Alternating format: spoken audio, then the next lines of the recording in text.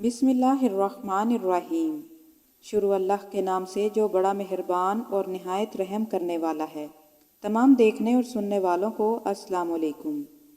नाज़रीन मोहतरम, आज की इस वीडियो में हम आपको बताने वाले हैं हज़रत आदम अलैहिस्सलाम की वफ़ात का वाक़या, और साथ ही हम ये भी जानेंगे कि हज़रत आदम अलैहिस्सलाम से पहले इस दुनिया में क्या था। ये एक ऐसा सवाल है जो हम सब के जहनों में पैदा होता है कि आखिर इंसानों की तख्लीक से पहले इस कायनात में क्या था। एक सहाबी ने नबी करीम सल्लल्लाहु अलैहि वसल्लम से सवाल किया, ए अल्लाह के रसूल सल्लल्लाहु अलैहि वसल्लम, ज़मीन और आसमान को पैदा करने से पहले हमारा परवरदिगार कहाँ था?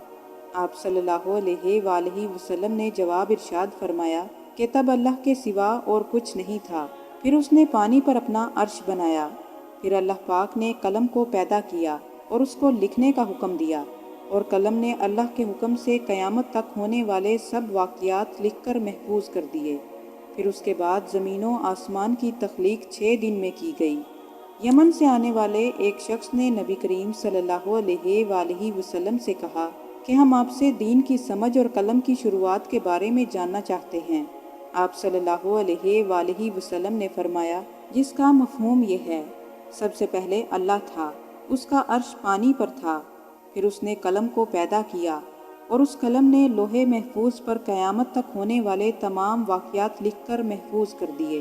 फिर उसके बाद ज़मीनों आसमान की तख्लीक हुई। इसकी तरतीब या तरीका जो हमें रवायात से मालूम होता है वो कुछ इस तरह है। अल्लाह रब्बुल इज़्ज़त ने हफ्ते के रोज़ इस ज़मीन को पैदा किया। जब अल्लाह ने ज़मीन बनाई तो वो कांपती थी। फिर अल्लाह रब्बुल इज़्ज़त ने इतवार के रोज़ ज़मीन पर पहाड़ बनाए जो ज़मीन को सहारा देने के लिए थे, जैसे गोया वो ज़मीन में कील की तरह ठोक दिए गए हों, जिससे ज़मीन ठहर गई। फिर पीर के रोज़ अल्लाह रब्बुल इज़्ज़त ने ज़मीन पर दरख्त उगाए, और मंगल के रोज़ तकलीफ़ें, मुसीबतें, जरासीम और बीमारियां बनाई गई। बुध के रोज़ नूर की तख्लीक की गई। जुमेरात के रोज़ चौपाई यानी 4 टांगों वाले जानवर बनाए गए और उन्हें ज़मीन पर फैला दिया गया। और फिर जुम्मा के रोज़ असर के बाद हज़रत आदम अलैहिस्सलाम को पैदा फरमाया। हज़रत आदम अलैहिस्सलाम की तख्लीक से कबल अल्लाह रब्बुल इज़्ज़त ने इंसानों की ज़रूरियात के लिए तमाम अशिया पहले ही तख्लीक फरमा दी थी, और फिर इन तमाम चीज़ों की तख्लीक के बाद सबसे आखिर में इंसान की तख्लीक हुई। और इंसानों की तख्लीक में सबसे पहले हज़रत आदम अलैहिस्सलाम की तख्लीक हुई। हज़रत आदम अलैहिस्सलाम तमाम इंसानों के बाप हैं। इंसानों की तख्लीक से कबल फ़रिश्तों और जिन्नों की तख्लीक भी हो चुकी थी। फ़रिश्ते अल्लाह पाक की वो मखलूक हैं कि जिनका असल ठिकाना आसमान है, और वो ज़मीन वालों के लिए इस्तग़फ़ार करते हैं। फ़रिश्तों को अल्लाह पाक ने नूर से पैदा फरमाया, जबकि जिन्नों को आग से पैदा किया गया, और इंसानों की तख्लीक मिट्टी से हुई। इबलीस जो शैतान है वो भी फ़रिश्तों में से नहीं बल्कि जिन्नात में से था, और उसकी तख्लीक भी आग से हुई थी। बाज़ रवायात से मालूम होता है कि हज़रत आदम अलैहिस्सलाम से 2000 साल कबल जिन्नात पैदा किए गए थे, और जब वो फितना और फसाद में हद से ज़्यादा आगे बढ़ गए तो अल्लाह रब्बुल इज़्ज़त ने उनकी तरफ फ़रिश्तों का एक लश्कर भेजा। फिर उनमें खूब लड़ाई झगड़े हुए, और उनमें फ़रिश्तों ने जिन्नों को तहस नहस कर दिया, और वो समंदरों की तहों में पनाह लेने पर मजबूर हुए। इबलीस यानी शैतान जो जिन्नों का सरदार है, उसका असल नाम अज़ाज़ील था। फिर अल्लाह की नाफरमानी के बाद उसे शैतान का नाम दिया गया। जब अल्लाह रब्बुल इज़्ज़त ने ज़मीन को इंसानों के ज़रिए आबाद करना चाहा तो इंसान की तख्लीक फरमाई, क्योंकि जिन्नात में इंसानों से ज़्यादा अक्ल फ़हम नहीं थी। कहा जाता है कि जिन्नों में सबसे ज़्यादा अक्ल और इल्म रखने वाला जिन इंसानों के 10 साल के बच्चे के बराबर अक्ल रखता है। अल्लाह पाक ने इंसानों की तख्लीक करके इसमें रूह फूंकी, और फिर अल्लाह ने फ़रिश्तों से फरमाया कि मैं अपना नाइब बनाने वाला हूँ।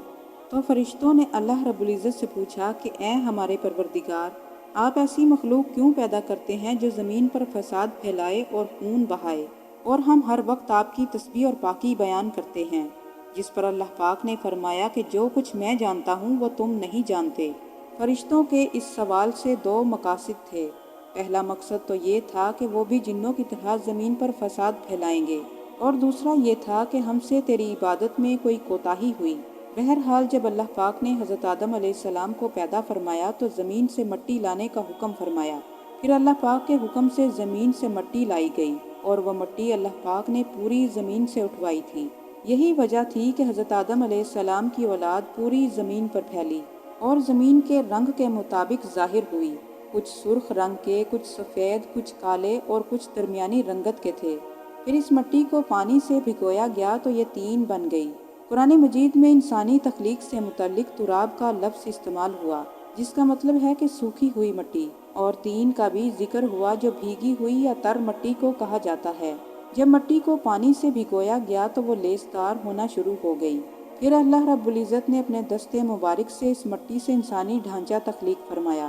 اللہ رب العزت نے انسانی تخلیق فرشتوں کے سپرد نہیں فرمائی، بلکہ انسان کو ایک مورتی کی شکل میں ڈھانچہ بنا کر ایک خاص وقت تک اسے چھوڑے رکھا، یہاں تک کہ وہ بھیگی ہوئی مٹی سوکھ گئی۔ پھر اس کا رنگ کالا ہو گیا اور اس میں بدبو آنے لگی۔ پھر وہ سوکھی ہوئی مٹی کھنکھناتی مٹی بن گئی اور پھر آخر میں آگ پر پکی ہوئی مٹی کی شکل اختیار کر گئی، جسے قرآن مجید میں فخار کہا گیا۔ اس مٹی سے متعلق قرآن مجید میں اور بھی الفاظ ملتے ہیں۔ معیون یعنی کالی مٹی، مسنون یعنی بدبودار مٹی، سلسال یعنی کھنکھناتی ہوئی مٹی۔ حضرت آدم علیہ السلام کی تخلیق اللہ پاک کا ایک کرشمہ ہے۔ انسانوں کو بہترین شکل عطا کی گئی۔ اس وقت انسان کا قد بہت لمبا تھا۔ حضرت آدم علیہ السلام کا قد انسانوں میں سب سے زیادہ لمبا تھا، اور پھر بعد میں آنے والوں کے قد گھٹتے چلے گئے۔ ایک روایت کے مطابق حضرت آدم علیہ السلام کا قد 60 ہاتھ تھا۔ جب اللہ پاک نے حضرت آدم علیہ السلام کا ڈھانچہ تخلیق فرمایا تو اسے سوکھنے کے لیے رکھا، تو ابلیس اس کے ارد گرد چکر لگانے لگا۔ اس ڈھانچے کو بجا کر دیکھتا تو اس میں سے ایسی آواز آتی جیسے خالی مٹی کے مٹکے سے آتی ہے، اور ابلیس نے جب یہ بھی دیکھا کہ یہ ڈھانچہ پیٹ والا ہے تو وہ یہ سمجھ گیا کہ یہ مخلوق اپنے آپ پر قابو نہیں رکھ پائے گی۔ حضرت آدم علیہ السلام کے ڈھانچے میں روح ڈالنے سے قبل فرشتوں کا گزر اس ڈھانچے کے قریب سے ہوا تو وہ گھبرا گئے۔ ابلیس جب ڈھانچے کے قریب سے گزرتا تو ٹھوکر مار کر کہتا کہ تجھے کسی خاص مقصد کے لیے پیدا کیا گیا ہے۔ پھر ابلیس منہ کے راستے ڈھانچے میں داخل ہوتا تو کمر کے راستے سے باہر نکل آتا اور فرشتوں سے کہتا کہ اس سے گھبرانے کی ضرورت نہیں، اگر مجھے اس پر حاوی کیا گیا تو میں اسے خطرے میں ڈال دوں گا، اور اگر اسے مجھ پر حاوی کیا گیا تو میں یقیناً اس کی نافرمانی کروں گا۔ یعنی ابھی حضرت آدم علیہ السلام میں روح بھی نہیں پھونکی گئی تھی، تب سے ہی ابلیس نے انسانوں سے عداوت اور بغض پال لیا تھا۔ پھر اللہ سبحانہ و تعالیٰ نے حضرت آدم علیہ السلام میں روح پھونکی۔ جیسے ہی روح ڈھانچے میں داخل ہوئی تو حضرت آدم علیہ السلام کو چھینک آئی، تو آدم علیہ السلام کو حکم ہوا کہ الحمدللہ کہو۔ انہوں نے الحمدللہ کہا۔ اللہ پاک نے فرمایا کہ تجھ پر تیرا رب رحم فرمائے۔ جب روح ان کی آنکھوں میں داخل ہوئی تو آنکھوں نے جب جنت کے پھلوں اور اس کی خوبصورتی کو دیکھا تو غور و فکر کرنے لگے۔ پھر جب روح پیٹ تک داخل ہوئی تو کھانے پینے کی ضرورت پیش آئی۔ پھر جب حضرت آدم علیہ السلام میں روح پھونکی گئی تو اللہ پاک نے حضرت آدم علیہ السلام کی پشت مبارک پر ہاتھ پھیرا، جس سے قیامت تک آنے والے تمام انسان باہر آ گئے۔ حضرت آدم علیہ السلام کی تمام اولادیں ان کے سامنے ظاہر کر دی گئی۔ یہ بات قرآن مجید اور احادیث دونوں سے ثابت ہے۔ پھر اللہ پاک نے اولاد آدم سے اقرار لیا، کیا میں تمہارا رب نہیں؟ تمام انسانوں نے جواب دیا کہ بالکل ہم اس بات کا اقرار کرتے ہیں، تو ہی ہمارا رب ہے۔ اللہ پاک نے حضرت آدم علیہ السلام میں روح پھونکنے کے بعد فرشتوں اور جنات کو حکم دیا کہ آدم علیہ السلام کو سجدہ کریں۔ ابلیس کے علاوہ باقی تمام نے حضرت آدم علیہ السلام کو سجدہ کیا۔ اللہ پاک نے ابلیس سے پوچھا کہ تجھے کس چیز نے سجدہ کرنے سے روک دیا؟ تو اس نے جواب دیا کہ تو نے مجھے آگ سے پیدا کیا اور اسے مٹی سے پیدا کیا گیا، جبکہ میں اس سے بہتر ہوں۔ اللہ پاک نے اس کے تکبر اور غرور پر اسے سزا دیتے ہوئے فرمایا، جا تو اس جنت سے نکل جا، تجھے کوئی حق نہیں کہ تو جنت میں رہ کر تکبر کرے۔ جواب میں ابلیس نے کہا کہ مجھے قیامت تک مہلت دے، مطلب یہ تھا کہ مجھے اتنی لمبی عمر دے کہ میں قیامت تک زندہ رہوں۔ اللہ پاک نے فرمایا کہ تجھے ایک خاص مقررہ وقت تک مہلت دی جاتی ہے۔ ابلیس نے کہا کہ میں قسم کھاتا ہوں کہ میں انسانوں کو گمراہ کرنے کے لیے تیرے سیدھے راستے پر بیٹھ جاؤں گا، پھر میں تیرے بندوں کے آگے پیچھے دائیں بائیں سے ان کے پاس آؤں گا اور انہیں گمراہ کروں گا، اور تو انہیں ہرگز شکر گزار نہ پائے گا سوائے ان کے جو تیرے سچے بندے ہوں گے، وہ میرے بہکاوے میں نہیں آئیں گے۔ چنانچہ ابلیس لعین اور ملعون ٹھہرا، اور اللہ پاک نے فرمایا، جو شخص تیرا حکم مانے گا میں ایسے لوگوں سے جہنم کو بھر دوں گا، اور میرے بندوں پر تیرا کوئی مکر و فریب نہیں چلے گا۔ اور پھر ابلیس کو ملعون قرار دے کر وہاں سے نکال دیا گیا۔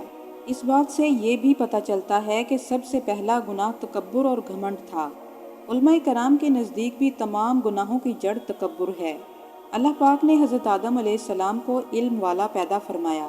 جب اللہ پاک نے حضرت آدم علیہ السلام کے اندر پوری روح داخل کر دی تو وہ اپنے پیروں پر کھڑے ہو گئے۔ اللہ پاک نے حکم دیا کہ جاؤ فرشتوں کی جماعت کو السلام علیکم کہو۔ حضرت آدم علیہ السلام کے سلام کے جواب میں فرشتوں نے وعلیکم السلام ورحمۃ اللہ کہا۔ اللہ پاک نے فرمایا کہ تیری اور تیری اولاد کا آپس میں ایک دوسرے کو یہ تحفہ ہوگا۔ اللہ پاک نے حضرت آدم علیہ السلام کو زمین و آسمان میں موجود ہر چیز کے نام سکھا دیے۔ وہ اللہ کے حکم سے ہر چیز کے نام اور اس کے استعمال کو جانتے تھے۔ اللہ پاک نے فرشتوں سے جب ان چیزوں کے نام پوچھے تو وہ نہیں جانتے تھے۔ پھر حضرت آدم علیہ السلام نے ان تمام چیزوں کے نام بتائے۔ پھر اللہ پاک نے فرشتوں سے فرمایا کہ کیا میں نے تمہیں نہیں کہا تھا کہ میں جو کچھ جانتا ہوں وہ تم نہیں جانتے؟ پھر ایک دن جب حضرت آدم علیہ السلام سو رہے تھے تو ان کی بائیں پسلی سے حضرت حوا علیہ السلام کو پیدا فرمایا اور انہیں حضرت آدم علیہ السلام کا ہمسفر بنایا۔ جب حضرت آدم علیہ السلام بیدار ہوئے تو حوا علیہ السلام کو دیکھا اور پوچھا کہ تم کون ہو؟ انہوں نے جواب دیا کہ میں عورت ہوں۔ حضرت حوا علیہ السلام قیامت تک آنے والی تمام عورتوں میں سب سے زیادہ حسین اور خوبصورت تھیں۔ حضرت آدم علیہ السلام اور حوا علیہ السلام دونوں جنت میں رہتے تھے۔ انہیں نور کا لباس پہنایا گیا تھا۔ جب ابلیس نے انہیں گمراہ کیا اور اللہ نے جس درخت کے پاس جانے سے منع فرمایا تھا، شیطان نے انہیں وہی کھانے پر مجبور کر دیا اور اللہ کی نافرمانی ہوئی۔ پھر اللہ تعالیٰ نے ان سے نور کا وہ لباس چھین لیا اور وہ برہنہ ہو گئے اور درختوں کے پتوں سے اپنے جسم کو ڈھانپنے لگے اور پھر اللہ تعالیٰ سے معافی مانگنے لگے اور اللہ تعالیٰ کی مغفرت کے طلبگار ہوئے۔ اس سے یہ بات پتہ چلتی ہے کہ خطا انسان کی سرشت میں شامل ہے، وہ فرشتوں کی طرح معصوم نہیں۔ پھر اللہ تعالیٰ نے انہیں جنت سے نکل جانے کا حکم دیا اور فرمایا کہ تم زمین پر رہو گے اور ایک دوسرے کے دشمن ہوگے۔ پھر دونوں زمین پر اترے اور یوں ابلیس بھی ان کے ساتھ زمین پر اترا۔ حضرت آدم علیہ السلام اور حوا علیہ السلام نے اللہ تعالیٰ سے معافی کے کلمات سیکھے۔ ایک روایت کے مطابق حضرت آدم علیہ السلام کو ہند میں اور حضرت حوا علیہ السلام کو جدہ میں اتارا گیا۔ پھر دونوں ایک دوسرے کی تلاش کرنے لگے۔ بالآخر عرفات میں دونوں کی ملاقات ہوئی۔ حضرت حوا علیہ السلام کو 20 حمل ٹھہرے اور ہر حمل میں ایک لڑکا اور ایک لڑکی پیدا ہوتی تھی اور یوں کل 40 بچوں کو جنم دیا۔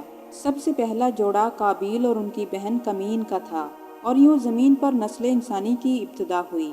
حضرت عبداللہ ابن مسعود رضی اللہ تعالیٰ عنہ ارشاد فرماتے ہیں کہ بے شک اللہ پاک نے حضرت آدم علیہ السلام کو جمعہ کے دن عصر کے بعد پیدا فرمایا اور ایک ظاہری مٹھی مٹی سے پیدا فرمایا۔ اس لیے آپ کو آدم اور آپ کی اولاد کو آدمی یعنی آدم والا کہتے ہیں۔ حضرت آدم علیہ السلام کی تخلیق سے بچ جانے والی مٹی سے کھجور کا درخت بنایا گیا۔ حضرت علی رضی اللہ تعالیٰ عنہ بیان کرتے ہیں کہ حضور نبی کریم صلی اللہ علیہ وآلہ وسلم نے ارشاد فرمایا، کھجور کا احترام کرو کیونکہ یہ تمہارے والد آدم کی بچی ہوئی مٹی سے پیدا کی گئی ہے۔ حضرت آدم علیہ السلام نے جب حوا علیہ السلام کی طرف دست محبت بڑھانے کا ارادہ فرمایا تو فرشتوں نے کہا، اے آدم ٹھہر جائیے، پہلے ان کا مہر ادا کیجیے۔ حضرت آدم علیہ السلام نے فرمایا کہ ان کا مہر کیا ہے؟ تو فرشتوں نے فرمایا کہ ان کا مہر یہ ہے کہ آپ ہمارے سردار سرکار دو عالم صلی اللہ علیہ وآلہ وسلم پر 3 یا 10 مرتبہ درود پاک پڑھیں۔ چنانچہ حضرت آدم علیہ السلام نے درود پاک پڑھا اور فرشتوں کی گواہی میں حضرت آدم علیہ السلام کا نکاح حضرت حوا علیہ السلام کے ساتھ ہو گیا۔ حضرت آدم علیہ السلام نے 960 برس کی زندگی پائی، جبکہ حضرت آدم علیہ السلام کی زندگی 1000 سال کی تھی، کیونکہ جب حضرت آدم علیہ السلام جب جنت میں تھے تو اللہ پاک نے اولاد آدم میں سے جن جن کو نبوت عطا فرمانی تھی ان کی شخصیت اور عمر حضرت آدم علیہ السلام کے سامنے واضح کر دی تھی۔ اور جب حضرت آدم علیہ السلام نے حضرت داؤد علیہ السلام کی عمر کو 60 سال دیکھا تو اللہ تعالیٰ سے دعا فرمائی، اے اللہ میری عمر کے 40 برس میرے پوتے داؤد کو دے دیے جائیں، اور یوں آپ کی دعا قبول ہوئی۔ اللہ پاک نے حضرت آدم علیہ السلام کو 2 بیٹے عطا فرمائے، حابیل اور قابیل، لیکن شیطان کے وسوسوں کی وجہ سے قابیل نے حابیل کا قتل کیا اور حضرت آدم علیہ السلام اس بات سے بہت رنجیدہ ہوئے اور اندر سے ٹوٹ چکے تھے اور بار بار اللہ سے دعا مانگتے۔ پھر ایک دن حضرت جبرائیل علیہ السلام حضرت آدم علیہ السلام کے پاس آئے اور کہا، اے آدم علیہ السلام، اللہ تمہیں ایسا بیٹا عطا کرنے والا ہے جس کے نسب سے انبیاء اور اولیاء زمین پر پیدا ہوں گے، ان کا نام شیس رکھنا۔ شیس کا مطلب ہے کہ اللہ کا عطا کیا ہوا تحفہ۔ اور یوں اللہ تعالیٰ نے آدم علیہ السلام کی نسل کو زمین پر پھیلایا۔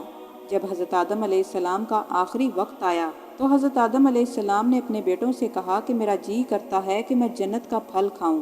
حضرت آدم علیہ السلام کے بیٹے زمین پر جنت کا پھل تلاش کرنے کے لیے نکل پڑے۔ پھر ان کی ملاقات فرشتوں سے ہوئی۔ فرشتوں نے پوچھا، اے بنی آدم کہاں جا رہے ہو؟ انہوں نے کہا کہ ہم اپنے بابا جان کے لیے جنت کا پھل تلاش کرنے جا رہے ہیں۔ ان فرشتوں نے کہا کہ جاؤ، تمہارے باپ چند دنوں کے مہمان ہیں۔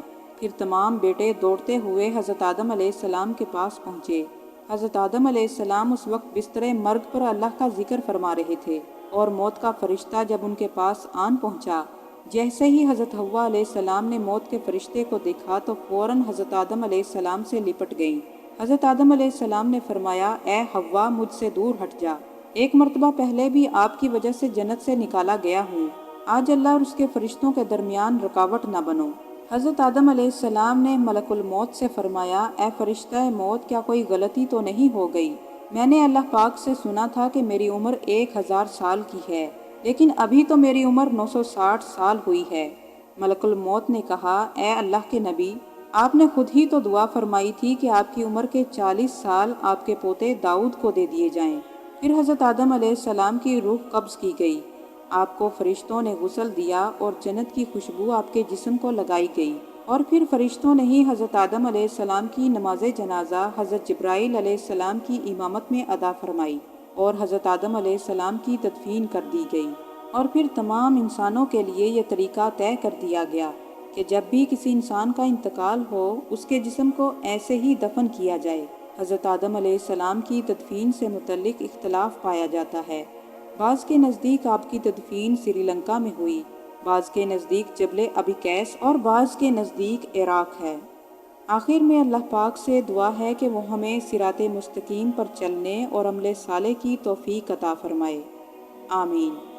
ناظرین، اگر آپ کو یہ ویڈیو پسند آئی ہو تو لائک کیجئے، شیئر کیجئے، اور مزید اس طرح کی ویڈیوز کو دیکھنے کے لیے ہمارے چینل کو ضرور سبسکرائب کر لیں۔